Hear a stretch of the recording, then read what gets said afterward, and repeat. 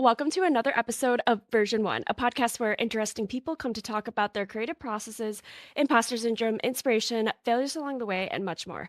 I'm your host, Waverly, and you can follow the show on Instagram at Version 1 Podcast and subscribe to our Substack, version1podcast.substack.com. You can also find me on buymeacoffee.com/Waverly Colville if you want to support the show. And you can listen to this episode wherever you get your podcasts or head over to YouTube to watch the video version and leave us a nice review wherever you're listening. All right, everybody, I am here with my guest this week, the founder of Global Sprouts, Whitney Dueñas Richardson. Whitney, welcome to the show. Thanks for having me, Waverly. I'm excited to be here. I am so excited for you to be here. Could we just start with having you introduce yourself, please? Yeah, so I am Whitney Dueñas Richardson, the founder of Global Sprouts. I have Chamorro and Dutch roots and lived on the tiny island of Guam until 2013. Moved to the States to North Carolina and started kind of my entrepreneurial journey. From then, I'll never forget, even when I was a little girl, I used to look at like the parcels that were for lease and be like, Mom, like, how can we lease that so that we can own some type of business one day? So excited to be here to talk strategically, creatively, imposter syndrome, all of the things with you. Yeah, you have such a cool background. So you grew up on the island of Guam. And yeah, could you explain what or like where Guam is, what it was like to grow up there? And also, you mentioned you have Chamaru. Did I pronounce that right? Chamaru? Tomorrow. Chamorro. Oh my God, sorry. I mispronounce things all the time, so sorry about that. Chamorro and Dutch. Could you explain what Chamorro is for people who don't know what it is? Yeah, Chamorro are the people of the island of Guam. So that's like your ethnicity, I guess. Cool. Okay, cool. And then what was it like to grow up in Guam? Oh, it was fun.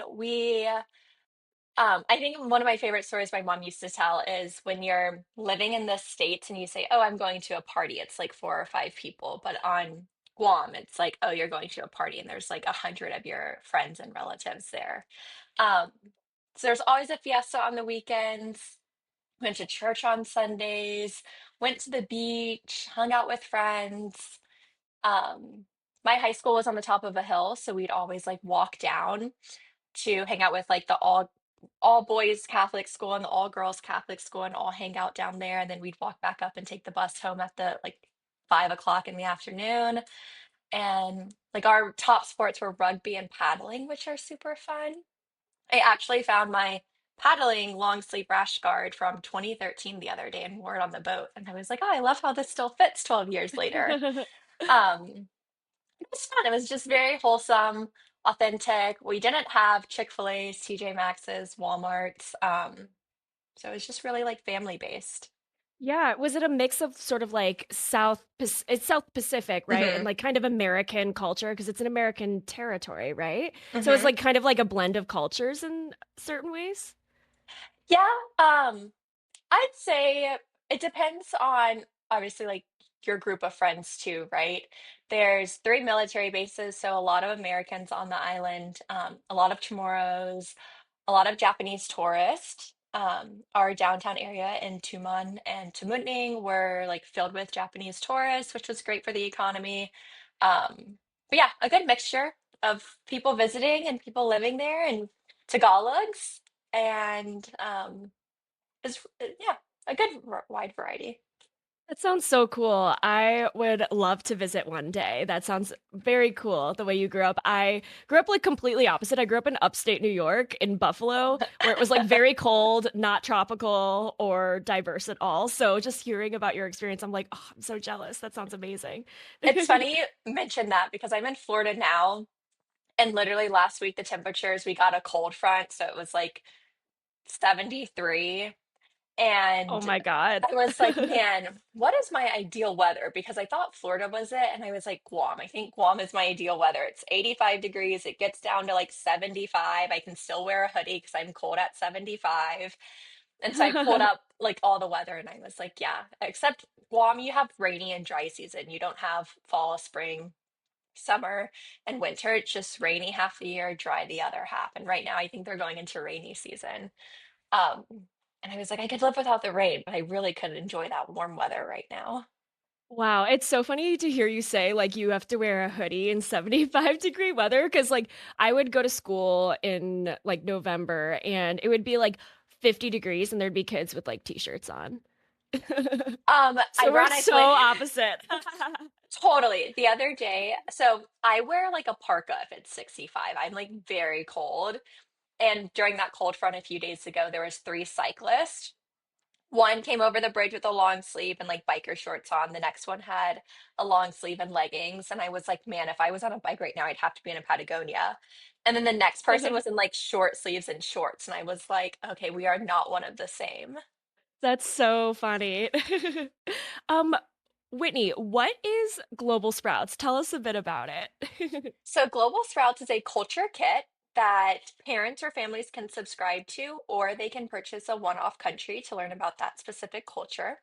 The kits are geared towards children 2 through 8, and they involve a toy or cultural artifact from that country, the country's flag, a craft kit, a story with our mascot Globy traveling there and meeting a local native child and traveling their country and learning about their culture together.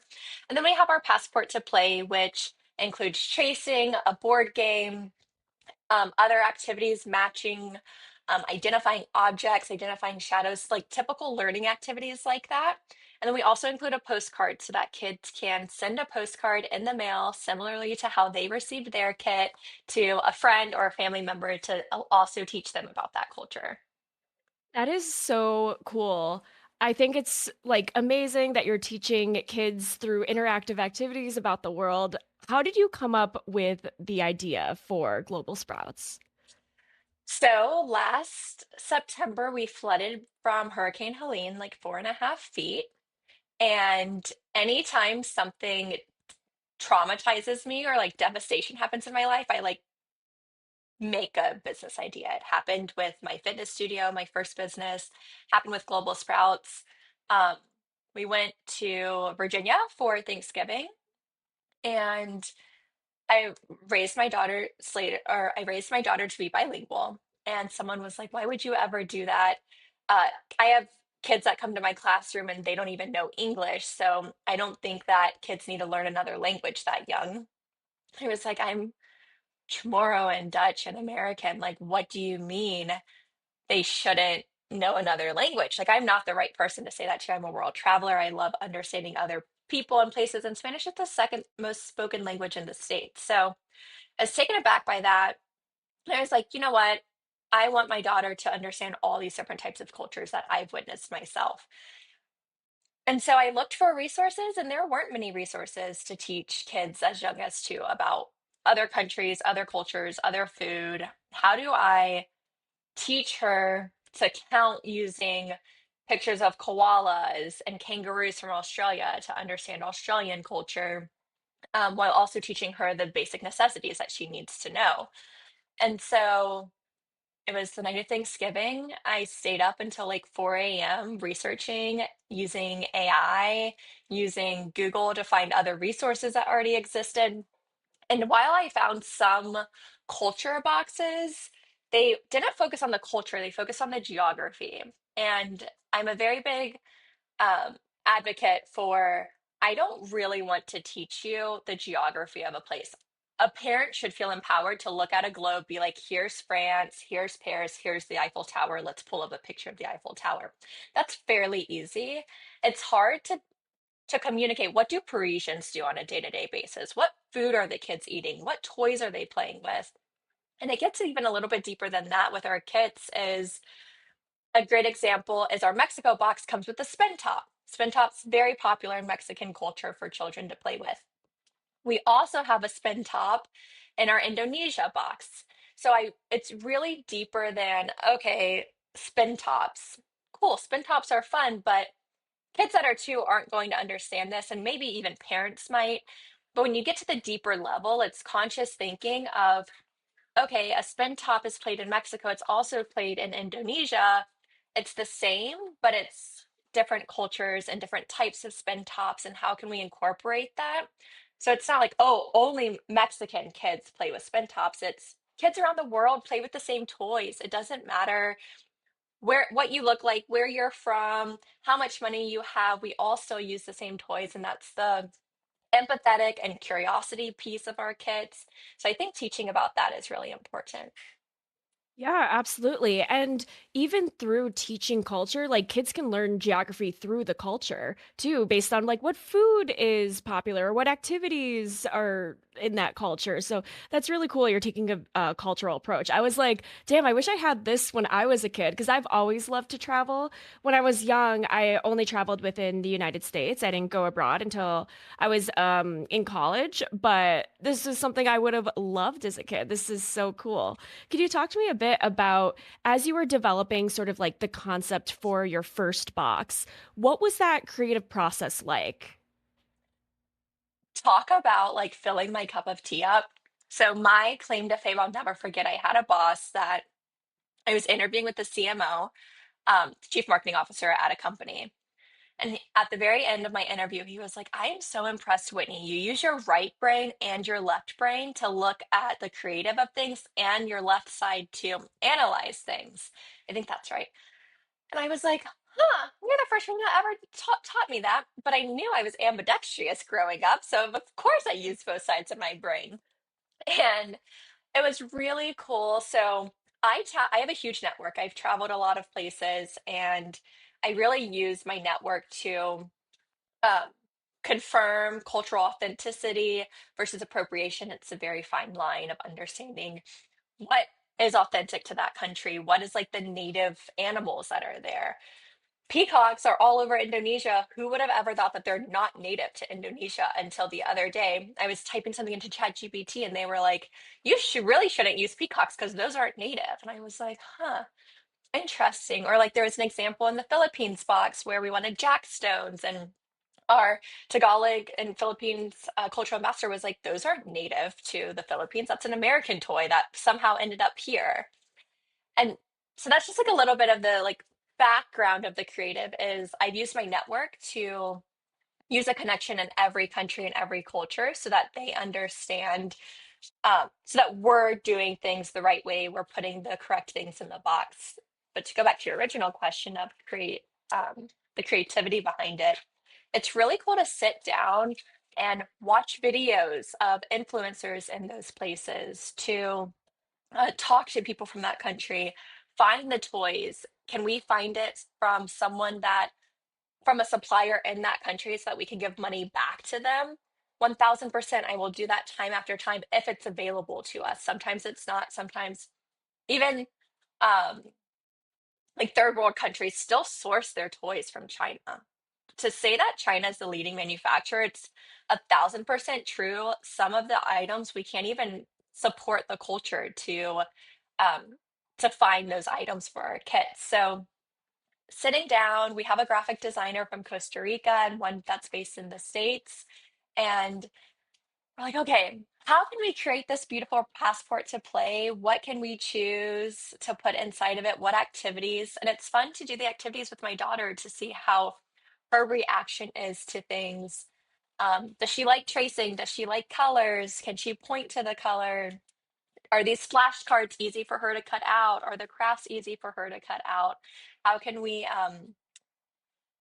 Cre- creatively, yeah, that's right. Sounds weird. I'm like, creativity? No, creatively work together as a team to design our crafts. Are they coloring? Are they painting? Things like that. And there's a lot of strategy behind it too, right? Because we got feedback that there's too much paint. There's paint every month. I get it. I also don't like paint as a parent. I like setting other families up for failure sometimes.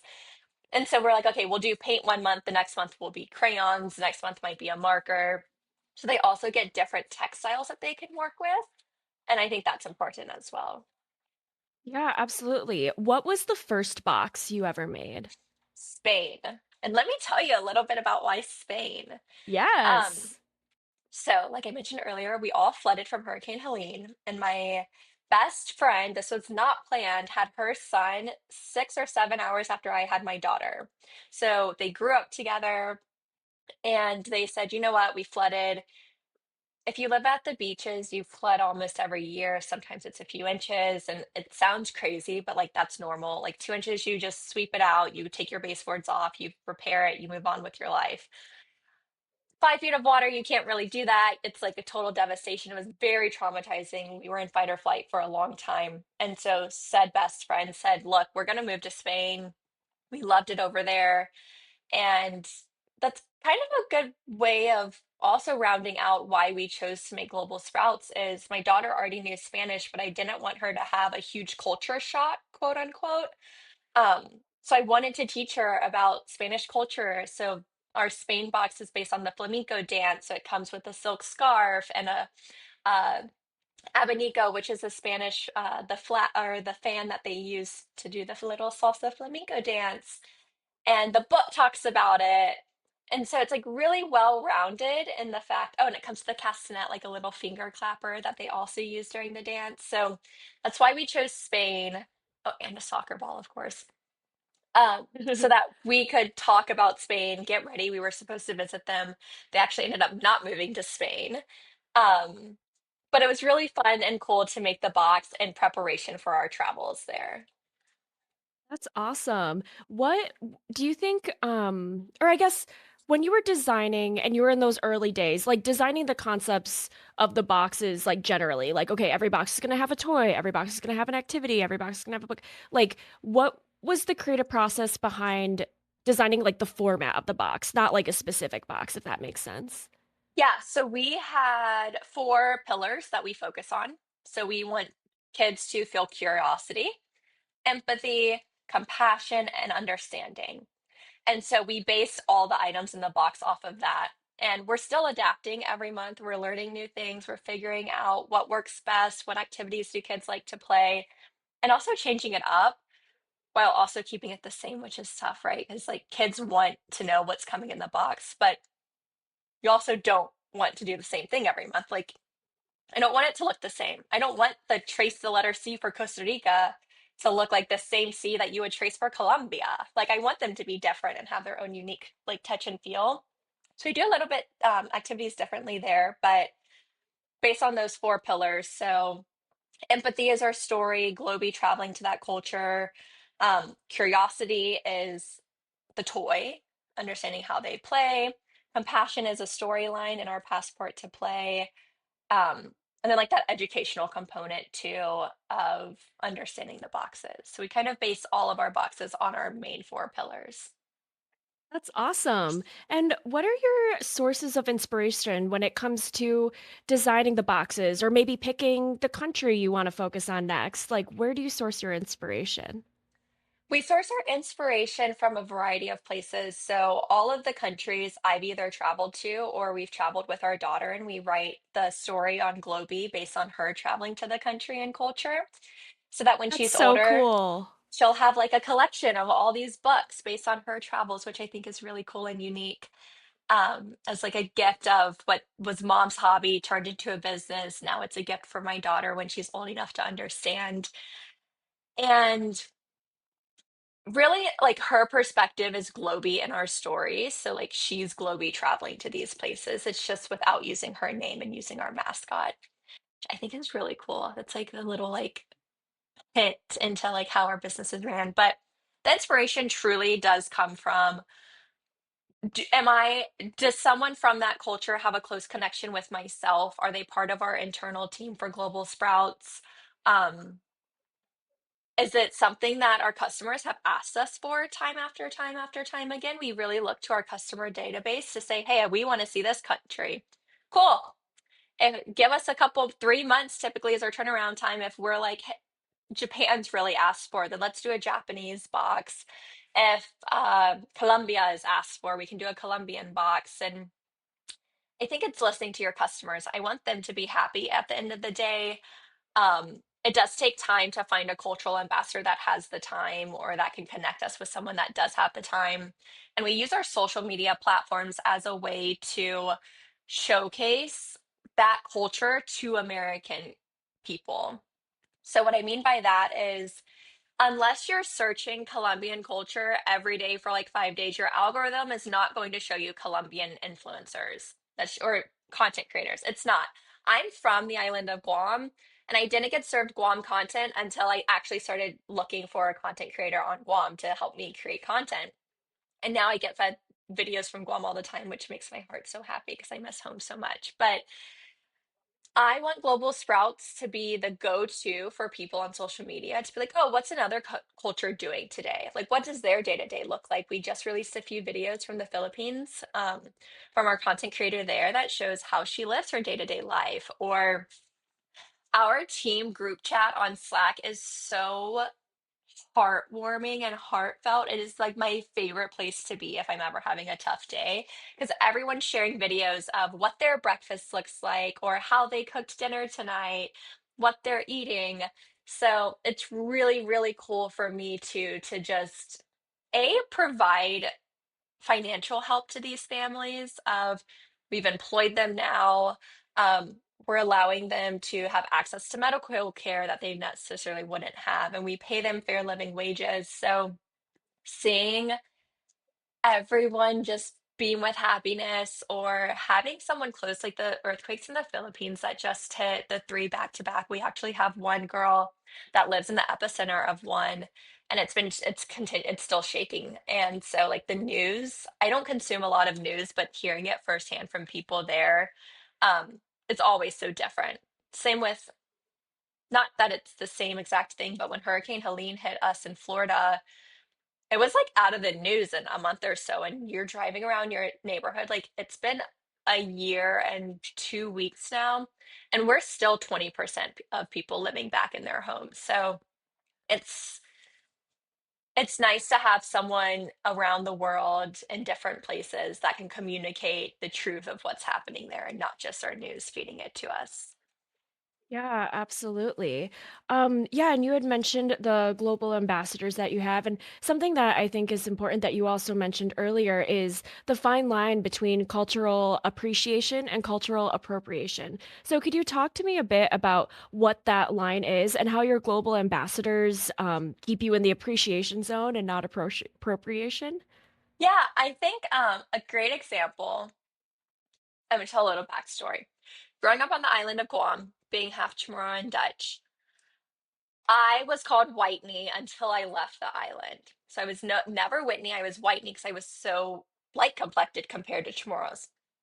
And I really struggled with it. Hated it. I couldn't stand it. Now I'm like, okay, like who cares, right? Like I'm old enough, it doesn't matter. But I don't know, 10 years ago when everyone was mad that Americans were dressing up as Pocahontas. It was like you can't dress up as another culture. No way in hell are you going to tell me that my daughter, who's Chamorro, cannot dress up as Moana because she doesn't look Pacific Islander. Absolutely not. So, same thing with me being teased about being called white me. It's like the reverse, like thought process. I don't quite know the right word to call it. It's not reverse racism, I don't believe. Um, But like it also sucks to be called white when you're trying so hard to fit in with your tomorrow peers. Like that was very like a tough struggle. And I'm trying to figure out, just to be completely open to all of our listeners, of how to balance that, like talking my story because that is my story and it sucked doing that, but also understanding like the roles being flipped also sucks, right? Like racism isn't cool no matter what color you are or where it's stemming from. So I think the cultural appropriation, to get back to your question, I wanted to give that backstory.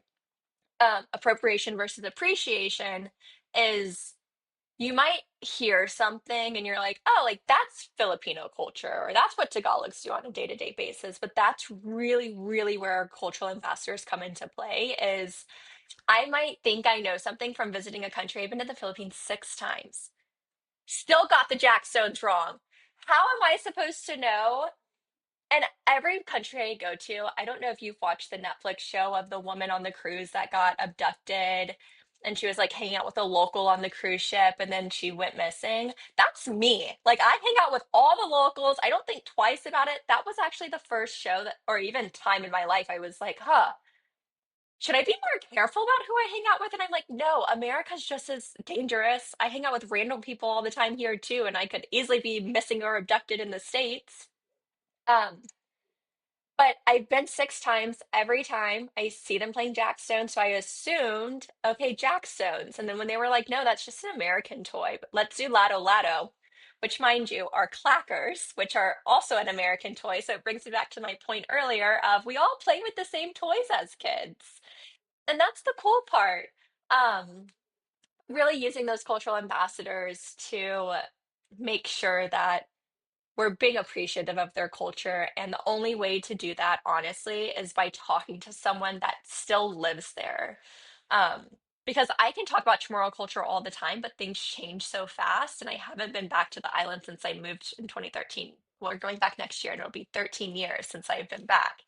But Wow, that's things, so exciting. I know. I think my dad and sister are coming too, and hopefully my cousin and aunt. So it'll be all of us going back.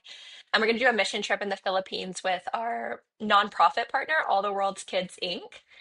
And we're going to do it all together. So I'm excited about that. And we're going to go see our cultural ambassadors in the Philippines while we're there.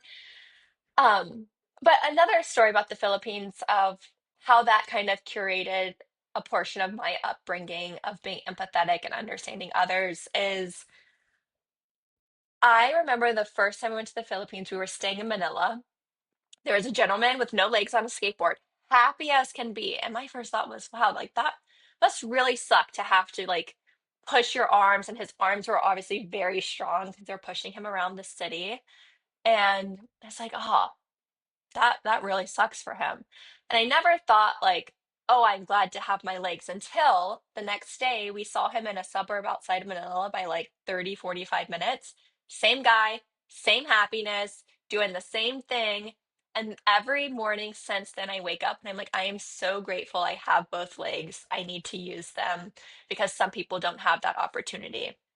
And he's happy without legs. It doesn't matter. He's still like getting around and doing fun things. And that's, I mean, every day since I think I was like 8, maybe 6 or 8. And so we're going on 21 years of waking up in the morning and thinking about that one gentleman in the Philippines. And if the box creates one thing that a family can take away every month, then we're doing big, we're creating big strides in teaching kids about what they should be empathetic and curious about. Yeah, absolutely. It's amazing that travel and cultural exchange can lead to such empathy and appreciation for a lot of the first world amenities we have here in the US. Like I first time I went abroad was to China, and I am Chinese. I was born in China, but I grew up my whole life in Buffalo, New York, and I also was adopted. So I didn't really grow up culturally Chinese. I grew up with American, white, upstate New York parents. And so when I went back to China for the first time when I was 19, culturally in China, in a lot of different parts, they don't really have mattresses. Like it's seen as like more, or it's just very common to kind of sleep with like just like a wood bed basically with like a really thin like pad almost. I don't know how to describe it, but it's like definitely not mattresses by like American, like what an American would be used Standards. to. Yeah, exactly. And I took some getting used to. But I came back from that 3 month trip and I was like, holy shit, I am so appreciative of my mattress. Like, and that's something that I would have never thought about, even especially as like a 19-year-old, you know? Like, that's something that I just would have never even occurred to me to be grateful for. But I was like, wow, like, I have a mattress and like a cozy bed, you know? And it's just like, it's so interesting. And like, I also, as an adopted person, like, I'm very conscious of the fact that had I not been adopted, I would have grown up in an orphanage in China. And so when I went to China and saw, and then, you know, I grew up in Buffalo, had a very, you know, American, like very privileged upbringing. And so when I went to China, I, similar to you, like seeing that man on the skateboard, I saw children, you know, like playing in the dirt, sticks, literally sticks and stones, like no toys or anything like that. And I was like, wow, like, I mean, and they were happy too. It's, I'm not like putting that down in any way, but like, it gave me so much appreciation of like, holy shit, like, I grew up with like American Girl dolls, like, you know what I mean? And it was very, like, I remember seeing this little Chinese girl and being like, that could have been me. That's not like a distant, like, possibility. That easily could have been me had like, the tides have turned slightly differently. So it's amazing, like, that appreciation that you get through cultural exchange and through travel. And also just the lesson of like, you don't need all these fancy things to be happy. Plenty of people are happy around the world and they don't have, you know, insert designer toy of the year, whatever popular toys. I don't even know. I'm like so far off from, what's cool nowadays. But yeah, so I think that's really cool. And it's also like, your boxes are helping teach kids that cultural empathy and that appreciation. So that's really cool. Yeah, I want to give you the stage and you to talk more about your China trip. Like I'm Yeah, curious to know, like, what did you learn? Were you able to see your biological parents? Were you like, what prompted you to want to go back to where you're from? And I want to give you the stage because I like hearing these sure. stories. Yeah, so a little backstory. I was born in Wuhan, which nobody knew Wuhan like 5 years ago. Like people only knew Beijing, Shanghai, and Hong Kong. So when I'd say Wuhan, people would be like, "What's that?" And then like 5 years ago, obviously everyone knows now.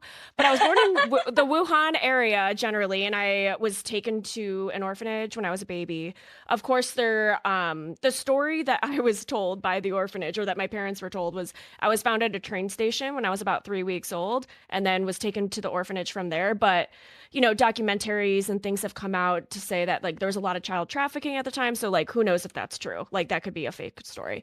But I lived in the orphanage for like 6 months, was adopted when I was 6 months, grew up my whole life in Buffalo. And I'd always been really interested in going back to China. I'd always been really interested, and I was very conscious of the fact that I didn't look like any of my classmates because I grew up in a suburb of Buffalo that was literally like US Census Bureau, like 97% white, like no joke. Like, and so I was very conscious of the fact that I looked different, but I also like felt white because like I would, you know what I mean? You Like grew I up, didn't like, yeah. yeah. And so, but I was like, a lot of my school projects were around being Chinese because I knew that's what made me stand out. So I was very like embracing of it. And then we could never go back to China though because my dad had health issues, and so he couldn't really go back because if something happened in China, like it'd be very hard to get back easily.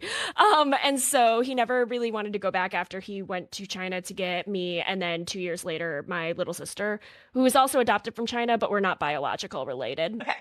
Um, but I went back when I was 19. I was in college because when I enrolled in college, there was a language requirement, so I took Mandarin, and then I was offered an opportunity to study abroad in China after my freshman year. And so I was on a study abroad trip. So I didn't get to answer your question, I did not get to meet my biological parents. I would love to, but there's like really no way of like knowing. Like I'm sure there are ways now with like DNA, but like long story short, I don't know who they are.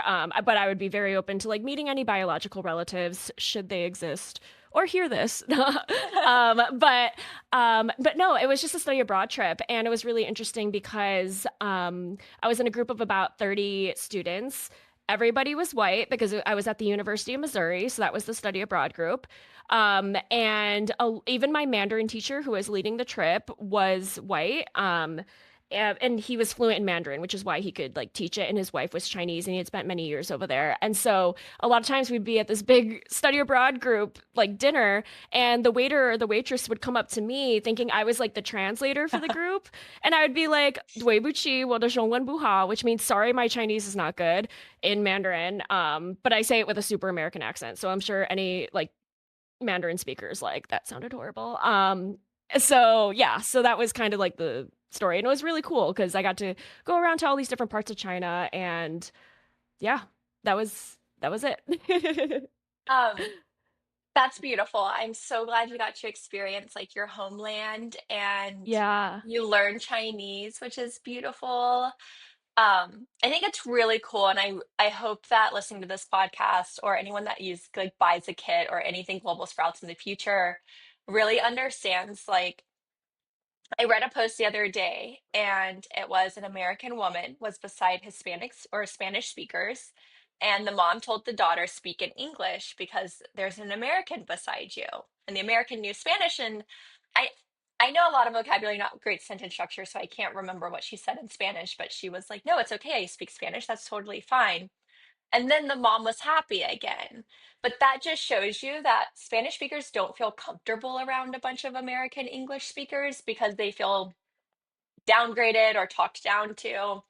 And I really hope that this opens the perspective that America is built on a bunch of different cultures that came here. It's not just American white people. We have a bunch of different people. So everyone should feel empowered to speak their native language. I don't understand why that isn't a thing. It's totally beautiful.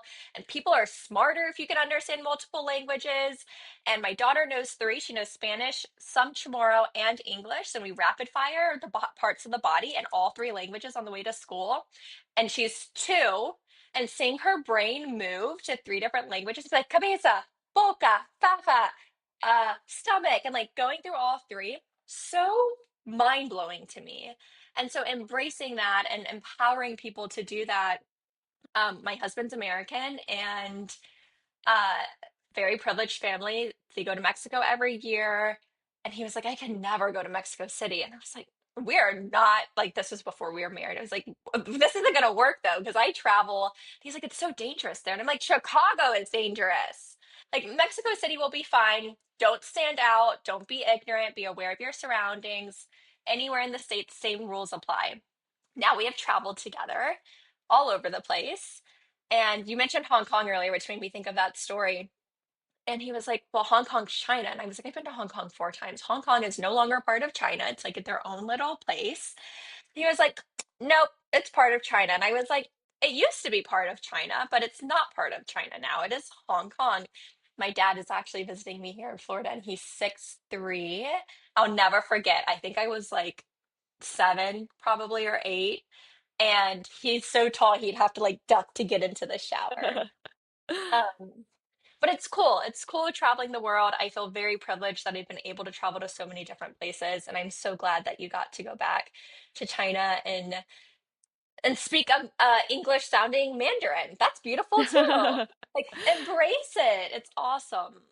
Yeah, that's so cool that your daughter's already trilingual. I wish I started Mandarin when I was a kid or literally any language. I'd take any language. I, yeah, I wish I was multilingual. I'm learning Spanish on Duolingo, but Duolingo's obviously like very basic compared to like being in a Spanish lesson or being in a Spanish class. And yeah, and also to your point of like when you were talking about like you and your husband traveling, like it's so funny. My boyfriend is kind of the same way where like he didn't grow up traveling as much, and I'm a big solo traveler.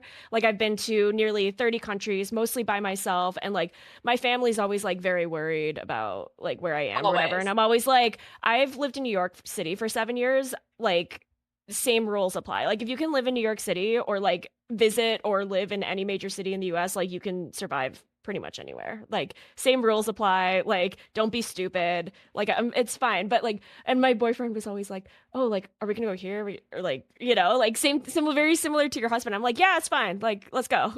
Yeah, And Mexico City is one of our favorite places. We went last year, or maybe 2 years ago now. And yeah, I love Mexico City. It's one of my favorite places. It's so colorful and I love I it. know. And it's just like seeing the world just provides you the insight into, and I get like traveling with a kid can be challenging. If anyone's listening out there with young kids, start traveling early because it gets easier, I promise. But traveling with them is so important. You have to reframe your mind if you're used to traveling. I'm a solo traveler through and through. I hate depending on other people to go to places. I want to Me go where too. I want to go. And if you don't want to go, that's fine. But I feel like when you get into a group, sometimes people are like, well, I want to do this. And I want everyone to go with me. And I'm like, no, we don't have to go together. Like, I can do my own thing. You do your own thing. We'll be fine. We can meet up for dinner. But traveling with kids younger, getting them used to it, they might not remember it, but their subconscious does. And when we went to Costa Rica this past March, my daughter was 18 months old. Hispanic countries and cultures are the nicest. We had a Costa Rican lady on the bottom of our condo, would watch our daughter, help us watch her, go to the playground, play with the kids, understand all the Spanish they were speaking. And that was one of the moments where I was like, I really loved traveling with kids. And we got back to the Miami airport, and people were so rude and they were like giving us dirty looks. And I was like, can I get back on that plane to go back to Costa Rica, please? Because they're so family friendly, and the world revolves truly around the children, not around the adults, not around the stupid dog culture we have right now. P.S. I love my dog. I love dog culture, but it's very frustrating. We had to live in downtown St. Pete while our house was being rebuilt from the flood. When I tell you you would struggle pushing a stroller into a restaurant if I had my daughter and my dog, everyone would help with the dog. No one opens up doors for moms with strollers. It's very frustrating to go from like a Hispanic culture to come back to American culture. And you're like, we are so ass backwards here sometimes. It frustrates the crap out of me. Yeah, absolutely. Could you tell me what countries does Global Sprouts have now? Like just run through and then maybe talk about like any countries you have coming up. Yeah, so right now, we've released Spain, Guam, Australia, Virgin Islands, Mexico. This month is the Philippines. Then we're doing Costa Rica, Indonesia, Cyprus, Lesotho, and Venezuela. And the Cool. reason why you'll hear countries that you're familiar with and countries you're not familiar with is because when I moved to the States in 2013, I became Whit from Guam, which, if you want to find me on social media, it's at Whit from Guam on every platform. Within 30 days of being in North Carolina, everyone was like, who are Chamorros? What are Chamorros? Where are you from? Where's Guam? And I was like, it's crazy because we're a US territory and we're home to three military bases now. And like, that's controversial too. However, I was like, what do you mean you don't know where Guam is? But also, like, you don't realize that people don't know, like, Wuhan. Like, no one Yeah. knew Wuhan until you know what happened. But um, you're like, what do you mean you don't know where Guam is? It's such a big place to me that you assume everyone in the States will know where Guam was, but they didn't. And so I wanted to focus on countries and cultures that you might already be familiar with, and also countries and cultures that you won't. Lesotho is really fun and cool. It's in the little kingdom in the middle of South Africa, and they still cook their meals on a tin grate, or the big like 5 gallon tin drums with a grate on top of it. And they're happy as can be. They too play in the dirt, and a lot of the cultures we see videos of are I don't know how to describe it, but like I feel like in America we have so many pavers and grass and concrete everywhere, and these other cultures are like very earthy, I should say, which is cool. I love being earthy. If I could take all the concrete away from my front yard and it not look uh, incomplete compared to other Americans' house, I easily would. I love being grounded and barefoot and being one with the earth. So um, it's cool to see other cultures how they live and like their day-to-day life. That's awesome. It sounds like you have a lot of exciting new countries that will be hopefully launching soon so we could all check it out. What are some other projects that Global Sprouts is working on? We are working on, we had a lot of feedback because our kids go up to like 8 years old. That older kids wanted to learn about cultures, parents wanted to learn about cultures. And so, what we did for the parents wanting to learn about cultures in our culture kits, we included like a parent's guide for parents to learn about the culture first and then teach their kids about it. But we are launching a board game hopefully next month in November. We're going to launch it on Kickstarter. So I will give Waverly the link for anyone that wants to help us get our product off the ground. But a board game that is fun for all ages, including kids. It will have challenge cards, and everyone will have a passport book that they'll have to complete. You'll get landmark tokens so that you learn about landmarks. You'll learn about the language, the food, different traditions that these countries have. You'll do like their type of transportation. So, what vehicles do they use? And those will be like unlocking certain pathways so you can travel faster, skip to different continents. You'll get passport stamps. And then you have to like choose wisely which countries to complete first, when to travel to different continents, how to use your vehicles to gain edges against other players. And we are using our graphic designer in Costa Rica to help us design it, as well as Curved Theory up in Maryland. So we're kind of like strategizing it together. And then to win the game, you travel back to your home country, which is like our globe in the middle. And I was trying to figure out if there was a way for people to identify their heritage, and then their home country would be where they're from. But then that would be like having to partner with Ancestry.com or something. People would have to be willing to do a test, and you'd have to wait however long to get your DNA results back if you didn't know where your culture or heritage was from. So we're hopefully launching that in November, and then we're shipping them by next April, which is good timing because the 12 countries we have planned for Global Sprouts. is finished in April, and then we restart the cycle with the same 12 cultures or countries for now. Um, and the board game is cool because we've used our team of cultural ambassadors everywhere. So yeah, it's I'm super excited for it. I don't want to give away That too sounds, much. yeah, that sounds so much fun. That sounds amazing. And that sounds so perfect for like I'm just thinking of like my nieces right now where I'm just like, "Oh, can't wait to buy that for them." Yeah, yes, I would love support. Yeah, what is the creative process of designing a game? Because that sounds like very complicated. So what is that like? Iteration after iteration after iteration. So at first, I love Monopoly. I don't love how long it takes to play. I'm obsessed with Clue. And then there's a game called Code Names. If you haven't played it, Waverly, you have to get it. I believe it's a Russian or Ukrainian game. I'm obsessed. It's like a bunch of like 25 cards, and then you're in teams and you're guessing. Like you can only give one word. And then, so for example, let's say you have 25 cards and you have the five oceans. Then I would be like, Waverly, oceans for five. And then you would select your five cards and plus one if you want to, but you can't get the Spy Master card, otherwise you lose. So I was like, how do I combine all of these fun games that I love to play into teaching about cultures? Um, so the first iteration was like the, and then the second iteration was a little bit better, and then the third iteration was a little bit better. And then when I created the Kickstarter campaign page, that's when strategically it all started to make more sense. And I was able to meet with my team and kind of go over the strategy behind it. But it's playing a drawn out board game a lot of times before figuring out, does this work? Does this make sense? Um, how can we play it better? How can we add in strategic thinking? Like Monopoly is a lot of strategy. You have to win the game. So how can we make it strategic so that parents want to play it too? Yeah, I mean, it sounds so fun. It sounds like, yeah, designing a game sounds like so much work. So props to you for doing all of that. So someone, well, we have a lot of homeschool families, and they were like, "What can I do with my older kids? They want to learn about cultures too." Um, and everyone right now is how are you using technology? Investors, how are you using technology? So we haven't taken on any investors because kids 2 through 6 to 8 really need hands-on experience because with AI coming up, it's up to us as parents to teach them to do better and to be better. And the only way to do better and be better is to have critical thinking skills and problem solving skills. So they need that hands-on experience.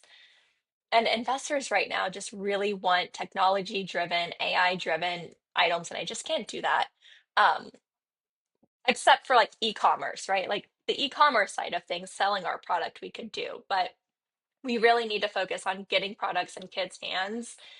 And then parents were like, how do I learn about other cultures and what they do? And I was like, you know what? Let's create a family board game and we can all play it together. And a big part of what I believe in is community. So how can we get our community together to do fun board game nights? Yeah, I love that Global Sprouts isn't like video games or isn't like screen based. I love that it's like stuff you can hold in your hands and stuff that you can like interact with because I think that's very important to your point. And it's fun. I love board games. Me And too. Kickstarter is a great place for board games. And I love products. Like when I was up until I think like 3 last night making the Kickstarter page, and like that makes me happy. I rather spend, I didn't grow up with materialistic things. Funny story, my sister turned 14 this past year, was 2 when we moved off island, and said, do I get a Louis Vuitton this year? And I was like, no, you don't. You get the board game that your sister Yeah. is creating. That's what you get this year. Um, so like doing all of that is fun. And just having a hobby. Like I rather spend my money on creating things that helps the next generation be better.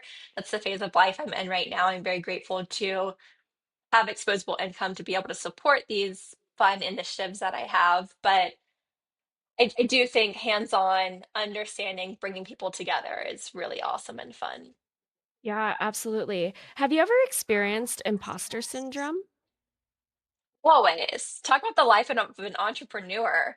Um, I everyone says fake it till you make it, and to a point, I do believe in that as an entrepreneur. No one's going to believe in you unless you believe in yourself. So even on the days where I'm like, oh, I'm tired of spending money on this company, I need more subscribers. How do I get that? It really is believing in yourself and shooting for the stars. And no dream is too far out of reach. It's all in your mind and your mindset. And one thing that I think helps you get there and out of imposter syndrome is making decisions and feeling confident in them. My favorite analogy is when you go to get your nails done. Um, a lot of times they show you 20 different shades of red. I don't need the 20 different shades. I pick one and I move on with it. I don't fret on, oh, this is the wrong color red. You're just going to go back in 2 weeks or go home and take off the nail polish, right? But you made that decision. You didn't wait 25 minutes of your time to figure out what is the perfect shade of red this time. Make the decision and move on. And that's what helps with imposter syndrome is understanding that you made the right decision for you at that time and it's fine to change it. It's fine to change what countries say we were working on Venezuela and we were like, actually, Venezuela's really hard. We don't have a cultural ambassador that has time right now. Change the country, do something different. It's okay to deviate based on what your customers are asking for or what's needed. And I think that's really the fun part of it. And working through imposter syndrome can be very tough and challenging. You have to have a good community surrounding you that also believe in you. If you're in a room with people that aren't smarter than you, don't believe in you, and talk down to you, you're in the wrong room. So, in order to avoid that imposter syndrome, surround your people with the craziest ideas, the ideas that they don't regret making, because every idea or decision that I choose, I don't regret doing it. It's gotten me to where I am to be successful at 27, to have two successful businesses, working on a third. And the way I got there is fighting through imposter syndrome by surrounding myself with people that are like, Whitney, that idea is not crazy. Like, that idea is great. Why would you ever say it's crazy? That's the type of people you should surround yourself with if you're finding yourself in imposter syndrome. Um, but lo and behold, we all get there. We're all in that spot where you're like, I don't know if I'm gonna make this work. I don't know how I'm gonna make it work. I never thought I'd be living on the beach again, um, outside of Guam because it's outrageous, and I thought it was so far-fetched. And I'm living on the beach again, even after the hurricane, and we're lifting our house next year. And I thought that was going to be the impossible. Um, but we're here, and we always, I think another thing too, outside of imposter syndrome, is comparison. And we find ourselves in comparison. We're not directly on the water, we still live at the beach. Or like, and I have to take a step back sometimes for like, you can have your waterfront lot, I can still live on the beach and it's fine. And it's so good to have a goal to get there. Um, but just really understanding and being proud of your decisions, I think it all comes back to, and soaking it all in. Yes, absolutely. Is there a mistake that you made or a setback you experienced through Global Sprouts that taught you an important lesson? Um, Let me think on that one. I think, we've been doing a lot of like throwing the spaghetti on the wall. We just shipped our first culture kit in May. So May, June, July, August, September, October. We're 5 months in. I gave myself 12 months. From the Wait, your moment I, whole company is only 5 months in? yeah, from launching. Wait, what? That's crazy. And you already have so many boxes. Oh my God. I guess I never asked like when you started Global Sprouts, but I thought it was like at least a year to a year and a half given like all the So different boxes you have. That's crazy. the idea came last November, but we didn't ship our first box until May.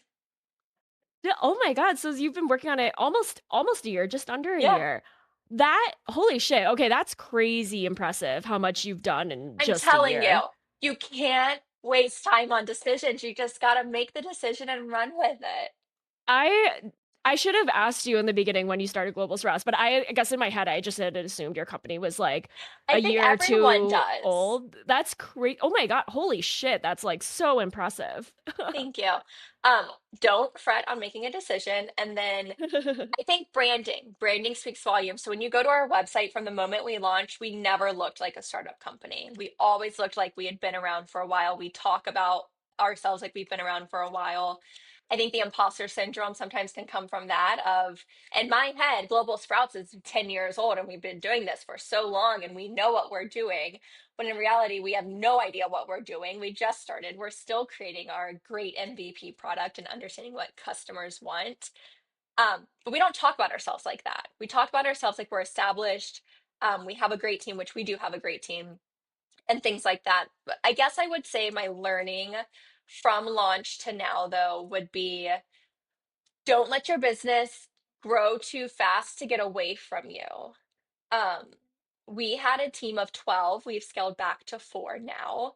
Um, I tried really hard to keep our cultural ambassadors on the team after we've released their culture so that we can still do um, like videos and reels and stuff like that. But what we shifted from was instead of paying them like their monthly salary, we went to like a contractor basis so that they can still send us videos and we can still post the videos. But um, we don't pay them to like do the ins and outs of the business. So there's like a core four of us that help do that. Um, and bringing on the right strategic thinkers too. So we set up an advisory board so that I didn't have to carry all of the burden of strategy by myself. And then my girlfriend that has this son that's a little bit younger than my daughter, I would like ask her all the questions, and I was like, okay, I think you're getting tired of me asking you all these questions. Let me find a board that I can ask questions to, and go from there to not hold all the like strategic level thinking on my own plate. And I think that's important is to have that board that you can go to. Yeah, absolutely. Wow. Well, holy shit, I'm impressed. That's awesome that you've been able to accomplish so much in just under 12 months. Cause I like, yeah, like when you were saying like, oh, we speak like we've been established, like as a third party, not about like, I thought it works. Your strategy's working because I thought you guys were a couple years old. So holy shit, that's impressive. Thank you. It's funny because when people put like queries out for podcasts, they're like, you have to be in business for 2 years to talk. And I'm like, I don't answer that question because I don't want them to be like, you can't come on here. Because I'm like, I am light years ahead of some of my peers that have been around for 10 years. Um, and I give that to fast thinking and I've moved fast. I am very strategy forward. And I think that helps as well. Yeah. What does a day in your life look like?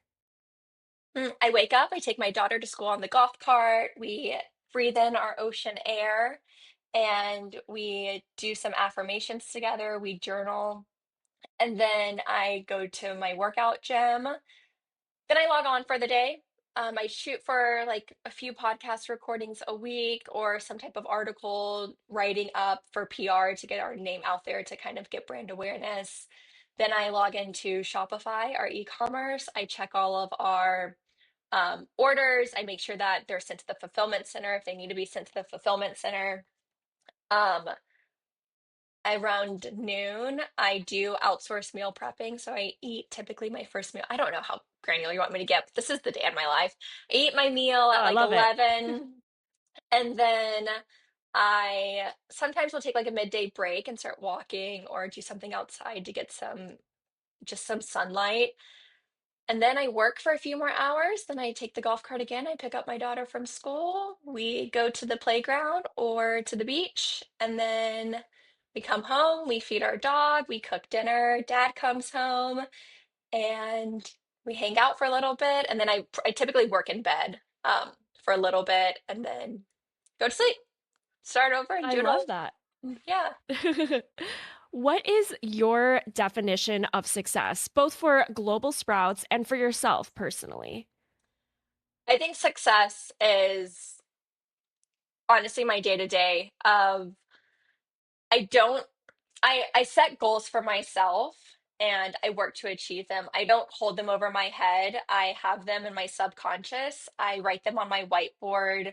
I try to write a new goal like every month to try to see if I can get there. And I just have the end goal. So I built Global Sprouts based on a 10-year um, buyout from the company. And I have that on my whiteboard in my bathroom. I see it every morning. And then from there, those have personal goals, Global Sprouts goals. And I think success is just doing what I feel empowered to do that day. Whether it's I need a break, breaks are very important for level-minded people, entrepreneurs, anyone in the creative space. That's how you get burnout, giving yourself space to understand what your body needs. That's success to me. That is learning time after time after time again when you need a break so that you can continue forward, whether it's a creative job, entrepreneur, marketing, any of that. Because burnout is real and you have to know the signs to give yourself a break, and understanding that that is success to me is really understanding, damn, I need a break today. I'm really like can't do anything. I just need either quality time with myself or my family or my spouse or my kid or my parents or my siblings. And then success for Global Sprouts is just honestly sending one box a month, really. It's I do have big plans for it, and we're growing, and growth is great. But when I started um strategizing the company back last November and then really started putting everything together in January, I said, I'll give myself 24 months. And if I don't hit 1,000 subscribers, which we're not really remotely close to that by the end of the first 12 months, then I have to rethink the company. Either Americans aren't ready to learn about cultures, it's not a good fit, maybe it would be technology driven. What do customers and families want from this? Um, and that's success to me. Success was after my first business, the fitness studio that I closed down during COVID. I felt really bad. I was like, I'm a failure. I closed it down. I couldn't keep it open. I made 400% profit by selling all of my workout equipment, and that propelled us to move to Florida. So looking back, I'm like, that wasn't a failure. I did it. I jumped off of a cliff. I got into a bad car accident, had lupus, had my first full-time job, and then said, you know what? I don't want to work for someone else, and open up a fitness studio. And like that takes a lot of balls and a lot of grit and a lot of compassion and a lot of dedication. And that was a success. That was a success to me. So with Global Sprouts, um, having that end goal in mind and just slowly chipping away to get there, that's success to me. It's not, even if I were to shut down Global Sprouts tomorrow, I would not do that. But if I were, it wouldn't feel like a failure. That would be a success, is that we went into over 700 homes and changed the way that they think. They cooked different meals, they learned different languages, and that's already a success to me. That's beautiful. I love that. All right, Whitney, this has been wonderful. Are you ready to move into the lightning round? I am. All right, what is something new that you've tried lately? Lightning, this isn't lightning fast. Waiting, get it together. No, it's okay. It's okay. Take your time. Um, Something new. Oh, I tried hamachi, which is a jalapeno like collar fish last night, and I don't really like spicy foods, and I think I like spicy foods now. Ooh, okay, that sounds like something my boyfriend would love. So I'm gonna make a mental note to Yeah, find that somewhere at a restaurant. That did you, and you liked it. That's loved cool. it. Yeah, That's fantastic. All right, do you have a lesson or a message that you want to share with listeners? I do. Do not fret on making a decision because you're scared it will be a mistake. Make the decision, feel confident about it, and roll with the punches. I love that. What is one thing you wish you knew when you were first starting out? Oh, which business? I am both businesses. I would say there's four learnings I had. Have enough money to support it for the first year. That's very important. But also, don't worry about it because money comes when money needs to come. Make sure you have a team or a support system or an advisory board. I never wanted to make boxes, so being able to hire someone to make the boxes. I did kit the first 3 months and then sent it to a fulfillment center. And then the last one is just having a good support system. I love that. All right, Whitney, this has been so wonderful. I feel like I learned so much. This is like on my Christmas shopping list for all the kids that I know in my life because this is like so cool. Where can everybody find you, check out anything like your personal pages or anything like that, if you want to share that, or and also Global Sprouts, where can everybody check out you mentioned the Instagram has a lot of fun things going on and the website where you can buy boxes. Tell us all of the things. Yeah, so my personal is whitfromguam.com, at whitfromguam on all social media platform pages. I'd love to continue the conversation offline. Global Sprouts is globalsprouts.com. Global Sprouts on everything except Instagram. That will be Global Sprouts Box. Perfect. Whitney, this has been wonderful. Thank you so much. Thanks, Waverly.